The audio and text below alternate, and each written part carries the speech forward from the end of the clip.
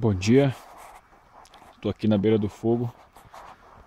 Tô aqui já umas 2 horas e meia, porque desde as 4h30 não dava mais para dormir. Tava muito frio, fez mais frio do que ontem. E eu só consegui dormir essa noite porque eu tinha uma coberta de emergência. É uma coberta tipo um papel alumínio que mantém o corpo bem aquecido, senão eu não conseguiria dormir. Fez muito frio.